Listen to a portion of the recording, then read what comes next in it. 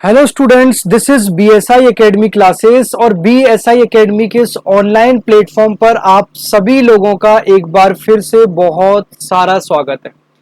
कैसे हो आप सभी लोग? कैसी चल रही है आप लोगों की प्रिपरेशन? अच्छा, जो भी यहाँ पर कैंडिडेट यूजीसी नेट दिसंबर 2026 के लिए सीरियस हैं, तो उन सभी लोगों के लिए बीएसआई एकेडमी की तरफ से एक यहाँ पर 2026 के लिए टारगेटेड कोर्स लॉन्च कर दिया गया है। दोस्तों, उस टारगेटेड कोर्स में क्या क्या उसकी विशेषताएं रहने वाली है और उस कोर्स का क्या कंप्लीट रोड मैप है, उसके लिए एक सेपरेटेड वीडियो मैंने बना के यूट्यूब पर डाल रखी है कि हम लोग उस पर कैसे तैयारी करेंगे और कैसे यहां पर हम अपनी प्रिपरेशन को 2026 दिसंबर में जेआरएफ और नेट क्लियर करेंगे। क्लियर? अब आज का दौर तो आप सभी लोग देख रहे हो कि कैसे हमारी जो पढ़ाई है, कैसे हमारी जो स्टडीज है, उसका तरीका जो है वो फिजिकल से डिजिटल होता जा रहा है। जो हमारी पढ़ाई है, उस पढ़ाई का जो तरीका है वो किस तरीके से फिजिकल से डिजिटल होता जा रहा है, और इस बदलाव को लाइब्रेरी साइंस की भाषा में, लाइब्रेरी साइंस की लैंग्वेज में इंफॉर्मेशन सेंट्रिक के नाम से जाना जाता था। और ये क्वेश्चन आपसे पूछा गया कि जब फिजिकल लाइब्रेरी और फिजिकल स्टडीज होती थी तब वहां पर पढ़ाई होती थी, तो उसे हम क्या कहते थे? तो उसे हम कहते थे डॉक्यूमेंटिक सेंट्रिक। क्लियर? और आज जो लाइब्रेरी साइंस के अंदर ट्रांजिशन देखने को मिल रहा है, इसे हम कहते हैं दोस्तों इंफॉर्मेशन सेंट्रिक। ठीक है, पहले के ट्रांजिशन को क्या कहते थे हम? डॉक्यूमेंटिक सेंट्रिक। और आज के इस ट्रांजिशन को कह रहे हैं हम इंफॉर्मेशन सेंट्रिक। सबसे बड़ी बात है, तो इसका मतलब यह है कि पहले हमारा जो ध्यान है वो डॉक्यूमेंट्स पर था, और आज के टाइम में, वर्तमान युग में, जो हमारा ध्यान है वो इंफॉर्मेशन, जानकारी पर है। क्लियर? अब दोनों को हम डिटेल में समझते हैं कि आखिरकार क्या होती है ट्रेडिशनल लाइब्रेरी और क्या होती है यहां पर डिजिटल लाइब्रेरी। क्लियर? अब सबसे पहले देखते हैं traditional library, a physical space that houses, organises and preserve physical tangible material, book, journal and manuscript. Clear? तो इसका मतलब है ये एक फिजिकल बिल्डिंग की जगह होती है जहां पर जो बुक्स होती हैं, जर्नल्स होते हैं, मैन्युस्क्रिप्ट्स होते हैं, उनको ध्यान से संभाल कर रखा जाता है। अगर आपको कुछ भी पढ़ना है, अगर आपको कुछ भी रीड करना है, अगर आपको कुछ भी रीड करना है, अगर आपको कुछ भी पढ़ना है, तो वहां आपको खुद से फिजिकल रूप से जाकर, वहां खुद से फिजिकल रूप से जाकर आपको पढ़ना पड़ेगा। उसे हम कहते हैं ट्रेडिशनल लाइब्रेरी। यानी कि एक ऐसा फिजिकल स्पेस जहां पर बुक्स हो गई, जर्नल्स हो गई, मैन्युस्क्रिप्ट्स हो गई, उनको ध्यान से संभाल कर रखा जाता है कि अगर आपको कुछ भी पढ़ना है तो वहां पर आपको खुद से जाना पड़ेगा। उसे हम कहते हैं यहां पर ट्रेडिशनल लाइब्रेरी। दूसरी आ जाती है दोस्तों यहां पर डिजिटल लाइब्रेरी। डिजिटल लाइब्रेरी यानी कि एक प्रकार का virtual repository that provides access to digital resources, e-books, e-journals, databases, multimedia via the internet। यानी कि यह एक प्रकार की ऐसी वर्चुअल रिपोजिटरी होती है, यह जो है यह एक प्रकार की ऐसी वर्चुअल रिपोजिटरी है जहां सब कुछ इंटरनेट पर होता है, जहां जितनी भी चीजें हो रही हैं, जहां पर जो भी कुछ हो रहा है वो सब कुछ यहां पर इंटरनेट पर होता है। जैसे हमारी ई बुक्स हो गई, जैसे हमारी ई बुक्स हो गई, जैसे हमारे ई जर्नल्स हो गए, ठीक है, उसी प्रकार से हमारे ई डेटाबेसेस हो गए, ई जर्नल्स हो गई, ई बुक्स हो गई, उसी प्रकार से हमारे ई डेटाबेस हो गए, जिसे आप कहीं भी और किसी भी प्लेस से एक्सेस कर सकते हो। उसे हम कहते हैं डिजिटल लाइब्रेरी। क्लियर? तो यहां पर जो इंपॉर्टेंट पॉइंट है, ये नेट में आपको पूछा भी गया, इसलिए मैंने आपको यहां पर एक नेट के संदर्भ में दे दिया। The shift from physical to digital is known as transition from document centric to information centric library। यानी कि भौतिक से डिजिटल की ओर इस बदलाव को दस्तावेज केंद्रित पुस्तकालयों से सूचना केंद्रित पुस्तकालयों में परिवर्तन के रूप में जाना जाता है। क्लियर है? तो यहां तक किसी को कोई भी डाउट, कोई भी प्रॉब्लम? तो traditional library versus digital library समझ आ गया होगा। नेट कॉन्टेक्स्ट में यहां पर क्या चीज है ये भी समझ आ गया होगा। अब हम ट्रेडिशनल लाइब्रेरी और डिजिटल लाइब्रेरी में यहां पर डिफरेंस देख लेते हैं कि क्या होता है आखिरकार इसमें डिफरेंस। तो सबसे पहले जितने भी ट्रेडिशनल लाइब्रेरी है वहां पर फिजिकल बिल्डिंग होती है, वहां पर जो है फिजिकल बिल्डिंग होती है और फिक्स्ड लोकेशन होती है। क्लियर। डिजिटल लाइब्रेरी जितनी भी होती है वो एक प्रकार की वर्चुअल होती है, वहां पर कोई भी फिजिकल बाउंड्री नहीं होती है। तो प्रॉब्लम यहां पर यह आ रहा है कि ट्रेडिशनल के लिए एक जगह फिक्स है और डिजिटल पूरे वर्ल्ड में ही डिस्ट्रीब्यूटेड मानी जाती है। क्लियर। सेकंड, इसके फीचर में हम एक्सेस टाइम की बात कर लेते हैं कि जिस जगह पे भी बिल्डिंग होगी, जिस जगह पे भी लोकेशन होगी, उसके लिए जो ऑपरेटिंग आवर्स होंगे वो लिमिटेड होंगे एक तरीके से। क्लियर है। और डिजिटल लाइब्रेरी जो होती है यहां पर 24/7 एक्सेस टाइम होता है। क्लियर। तो यहां पर जो है एक्सेस टाइम में यहां पर लिमिटेड ऑपरेटिंग आवर्स की आवश्यकता होती है। और जो हमारी डिजिटल लाइब्रेरी होती है इसको आप 24/7 कभी भी एक्सेस, किसी भी टाइम पर एक्सेस कर सकते हो। यानी कि डिजिटल जो लाइब्रेरी है वो कभी बंद नहीं होती, वहां पर आप रात के 2 बजे 4 बजे कभी भी पढ़ सकते हो। क्लियर भाई। नेक्स्ट हम स्पेस पे आ जाते हैं। नेक्स्ट है लार्ज फिजिकल स्पेस रिक्वायर्ड। ठीक है। और डिजिटल लाइब्रेरी में है minimal physical space server computer. Clear. यानी कि जो ट्रेडिशनल लाइब्रेरी है वहां पर जो फिजिकल स्पेस की जरूरत होती है वो एक बहुत बड़े लेवल पे होती है, और डिजिटल लाइब्रेरी में जो स्पेस की जरूरत होती है वो मिनिमल फिजिकल स्पेस यानी कि मिनिमल रूप से यहां पर जरूरत होती है।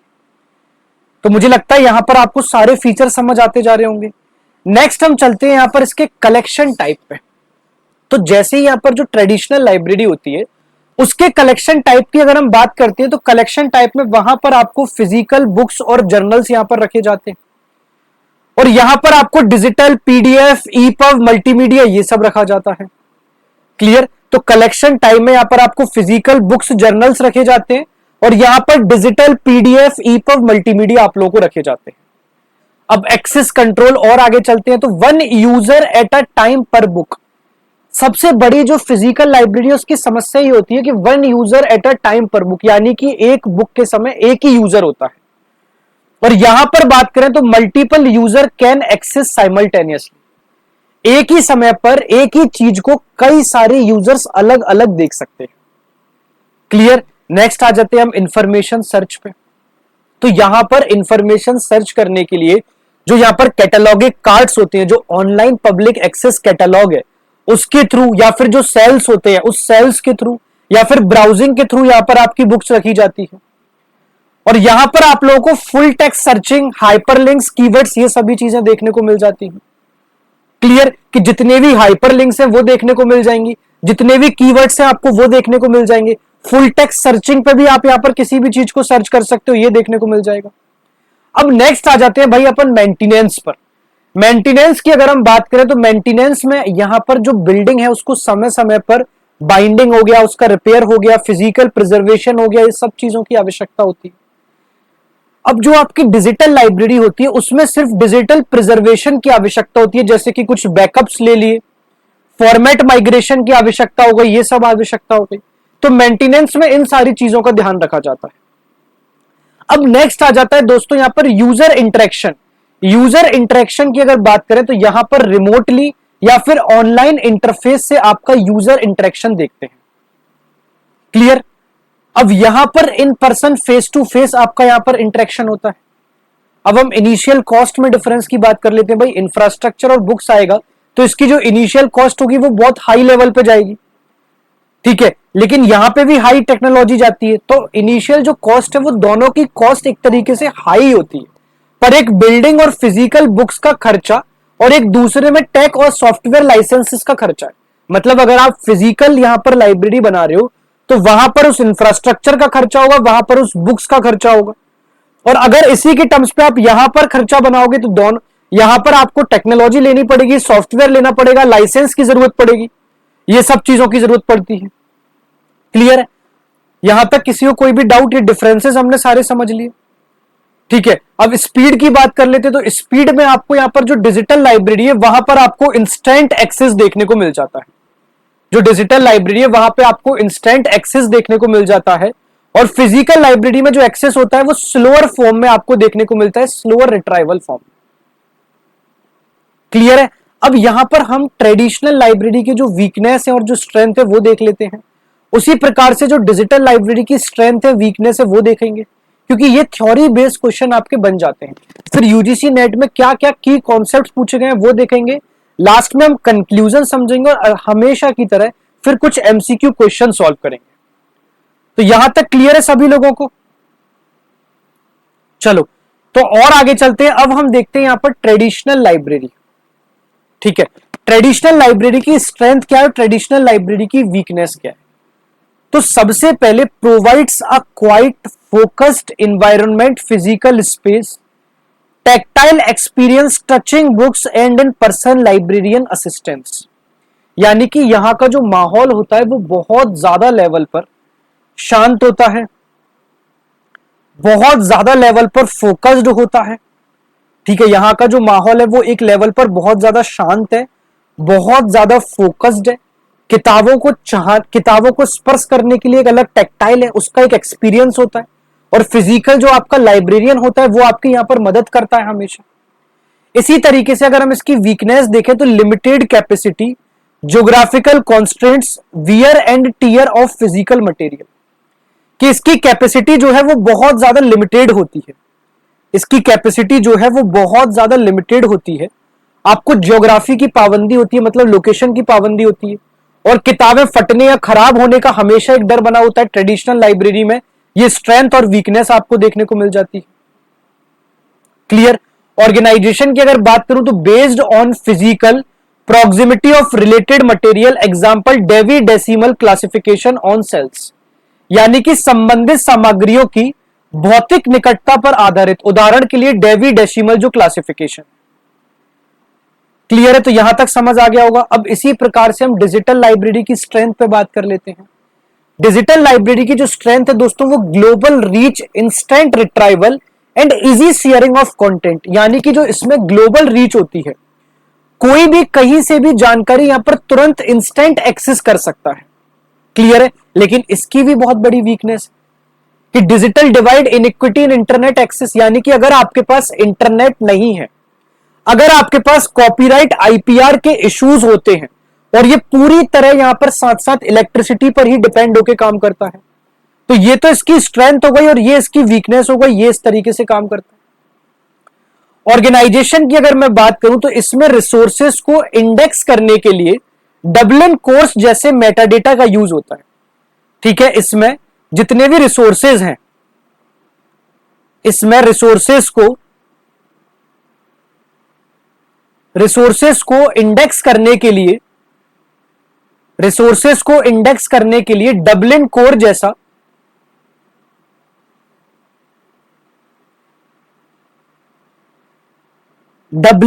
जैसा मेटाडेटा का यूज किया जाता है। इसलिए यूजीसी नेट के लिए यहां पर अगर आप प्रिपरेशन कर रहे हो तो डबलिन कोर याद रखना और मेटाडेटा याद रखना बहुत जरूरी है।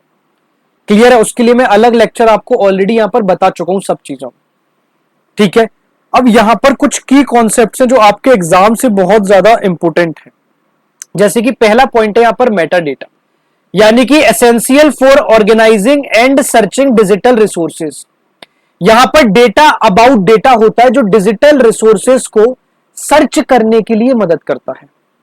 सेकंड यहां पर आ जाता है hybrid library, a transitional model combining both physical and digital resources, यानी कि ये सबसे ज्यादा इंपॉर्टेंट है। यह एक प्रकार का ऐसा ट्रांजिशनल मॉडल है जो फिजिकल और डिजिटल दोनों को मिलाता है। ठीक है, आजकल ज्यादातर इसी तरीके से यहां पर लाइब्रेरीज आ रही है जिन्हें हम हाइब्रिड लाइब्रेरी कहते हैं। जैसे आपने बहुत सारी गाड़ियां यहां पर देखी होंगी जो पेट्रोल से भी चलती है, इलेक्ट्रिक भी चलती है, तो उसे हम हाइब्रिड व्हीकल्स कहते हैं। क्लियर? और यहां पर अब थर्ड नंबर देखते हैं डिजिटल डिवाइड। इसका मतलब है कि समाज में कुछ लोगों के पास टेक्नोलॉजी है, समाज में जो है वो कुछ लोगों के पास टेक्नोलॉजी है और कुछ लोगों के पास टेक्नोलॉजी नहीं है, और इस गैप को यहां पर हम कहते हैं डिजिटल डिवाइड। नेक्स्ट आ जाता है दोस्तों बॉर्न डिजिटल, यानी कि documents created in digital format not digitised from print, यानी कि ऐसे डॉक्यूमेंट जो पैदा ही डिजिटल फॉर्मेट में हुए हैं, जैसे कि नया ब्लॉग या ई बुक, इसको प्रिंट या स्कैन करने इसको ये प्रिंट और स्कैन करके डिजिटल में बनाया गया है। क्लियर है? नेक्स्ट आ जाता है दोस्तों यहां पर डिजिटल प्रिजर्वेशन। इसका मतलब है कि डिजिटल डेटा को लंबे समय तक सेफ रखना, ensuring long term access to digital data, कि जो डिजिटल डेटा है उसको एक लंबे समय तक सेफ रखना, ताकि फ्यूचर में अगर आप लोगों के फॉर्मेट्स जो हैं, अगर फ्यूचर में आप लोगों के जो फॉर्मेट्स हैं, फॉर्मेट्स भी बदल रहे हैं, फॉर्मेट्स बदलने पर भी आप लोगों का यहां पर जो डेटा है वो डेटा खराब ना हो, डेटा खराब ना हो, उसे हम कहते हैं डिजिटल प्रिजर्वेशन। क्लियर है?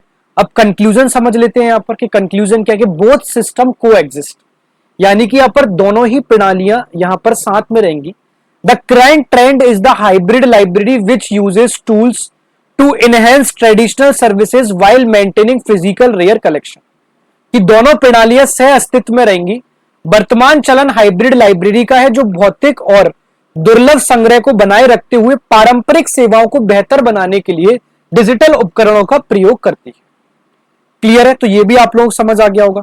चलो अब हम इससे रिलेटेड कुछ एमसीक्यू क्वेश्चन सॉल्व करते हैं। क्वेश्चन नंबर 1 है कि what is the primary difference between a traditional and digital library, कि पारंपरिक और डिजिटल पुस्तकालय के बीच जो मुख्य अंतर है वो मुख्य अंतर क्या होता है? बताओ, पुस्तकालयों तक अध्यक्ष प्राइमरी डिफरेंस क्या है? लाइब्रेरी मैनेजमेंट सॉफ्टवेयर, या फिर the physical format of resources, या फिर क्लासिफिकेशन सिस्टम। जो यहां पर प्राइमरी डिफरेंस है, जो ट्रेडिशनल लाइब्रेरी और जो डिजिटल लाइब्रेरी है, उसके बीच अंतर क्या होता है? उसके बीच अंतर होता है दोस्तों option number C, the physical format of resources. क्योंकि एक फिजिकल फॉर्मेट में है, क्योंकि एक जो है एक यहां पर फिजिकल फॉर्मेट में है, और जो दूसरा है यहां पर, दूसरा जो है वो एक यहां पर दूसरा डिजिटल फॉर्मेट में है। एक तो यहां पर फिजिकल फॉर्मेट में है, दूसरा यहां पर डिजिटल फॉर्मेट में है। क्वेश्चन नंबर 2 पे आ जाओ कि which of the following allows multiple users to access the same resource at the same time. निम्नलिखित में से कौन सा एक ही समय में कई उपयोगकर्ताओं को एक ही संसाधन तक पहुंचने की अनुमति देता है? बताओ इसका क्या करेक्ट आंसर होगा। अभी अभी समझाया था, traditional library, mobile library, digital library या फिर पब्लिक लाइब्रेरी। दोस्तों जितने भी डिजिटल लाइब्रेरी हैं, जो डिजिटल पुस्तकालय हैं, क्योंकि जो आप लोगों का सर्वर होता है, क्योंकि सर्वर पर एक फाइल को एक साथ कई सारे लोग उसे ओपन कर सकते हैं, उसे हम कहते हैं यहां पर डिजिटल लाइब्रेरी। क्लियर है? अब थर्ड है hybrid library refers to. Hybrid library का अर्थ क्या है? केवल कंप्यूटर वाला पुस्तकालय, या फिर वह पुस्तकालय जिसमें भौतिक और डिजिटल दोनों संसाधन हो, या फिर दो अलग अलग संगठनों द्वारा संचालित पुस्तकालय, या फिर केवल अंतरराष्ट्रीय पुस्तकालय। तो क्वेश्चन नंबर 3 का जो करेक्ट आंसर है वो है ऑप्शन नंबर बी, यानी कि वह पुस्तकालय जिसमें भौतिक और डिजिटल दोनों संसाधन होते हैं। क्लियर है? क्वेश्चन नंबर 4 पे आ जाते हैं। Access in a digital library is. Digital library में पहुंच एक्सेस होती है। डिजिटल लाइब्रेरी में एक्सेस कैसे होता है? भौतिक संस्थान द्वारा प्रतिबंधित, रेस्ट्रिक्टेड बाय फिजिकल लोकेशन, नहीं, गलत हो जाएगा। Available only during working hours, ये भी गलत हो जाएगा। Not dependent on internet, internet पर निर्भर नहीं, ये भी गलत हो जाएगा। ऑप्शन नंबर डी इसका करेक्ट है, अवेलेबल 24/7 फ्रॉम एनीवेयर। क्लियर है? चलो क्वेश्चन नंबर 5 पे आ जाओ। The traditional knowledge digital library TKDL in India protects what. Bharat में पारंपरिक ज्ञान डिजिटल लाइब्रेरी TKDL जो है वो किसकी रक्षा करती है? जो यहाँ पर TKDL है, जो ट्रेडिशनल नॉलेज डिजिटल लाइब्रेरी है, वो यहां पर जो प्राचीन भारतीय चिकित्सा ज्ञान है, ठीक है, एंशिएंट इंडियन मेडिकल नॉलेज है, इसकी यहां पर रक्षा करने का काम करती है। क्लियर है?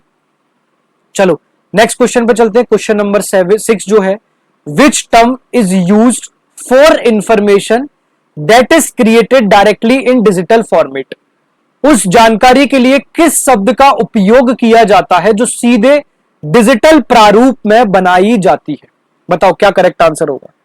जो जानकारी सीधे डिजिटल फॉर्मेट में बनती है उसे हम कहते हैं यहां पर बॉर्न डिजिटल। अभी अभी हमने पढ़ा था, जो भी ऐसी इंफॉर्मेशन, जो भी ऐसी जानकारी है जो सीधे की सीधे यहां पर डिजिटल फॉर्मेट में बनती है, जो सीधे डिजिटल फॉर्मेट में बनती है, उसको हम कहते हैं यहां पर बॉर्न डिजिटल। क्लियर है? तो इसका करेक्ट आंसर होगा ऑप्शन नंबर सी। क्लियर? तो यहां पे एक छोटा सा टॉपिक जो था वो हमने कवर करके traditional library versus digital library क्यों, क्योंकि जो मुझे एक यहां पर यूजीसी नेट में जो डॉक्यूमेंटिक सेंट्रिक से इंफॉर्मेशन सेंट्रिक क्वेश्चन निकल कर आया, तो हो सकता है कुछ इसी कंटेंट से रिलेटेड आपको और भी यहां पर क्वेश्चन बन जाए। जैसे बॉन्ड डिजिटल जो मैंने आप लोगों को यहां पर एमसीयू कराए, कई सारे सेट एग्जाम्स में पूछा गया। तो ये डिजिटल लाइब्रेरी से हम वैसे भी यहां पर हाइब्रिड मोड में, डिजिटल मोड में बहुत ज्यादा चलन में बढ़ रहे हैं, तो इस तरीके से क्वेश्चन पूछने की आपके पास बहुत ज्यादा चांसेस होती है, जैसे कि बॉन्ड डिजिटल। क्लियर है? तो इसी तरीके के वीडियोस दोस्तों मैं आप लोगों को यूट्यूब पर रेगुलर सीरीज में आप लोगों को मिलते रहेंगे, और जब यहाँ पर एग्जाम पास आ जाएगा तो हम यहाँ पर मल्टीपल चॉइसेस जो पिछली बार प्रैक्टिस करी थी, इस बार हम और ज्यादा डीप लेवल में करेंगे और मैराथन क्लासेस भी आप लोगों के लेके आएंगे। क्लियर है? तो आज की इस क्लास को हम यहीं बाइंड अप करेंगे। तब तक के लिए बाय बाय, टेक केयर, जय हिंद। और इसी के साथ अगर एक और जानकारी बताऊं कि यहां पर यूजीसी नेट 2026 का जो कोर्स है वो ऑलरेडी यहां पर बीएसआई एकेडमी के द्वारा लॉन्च कर दिया है। क्लियर है? तो आज की क्लास खत्म करते हैं दोस्तों। बाय बाय, टेक केयर, जय हिंद।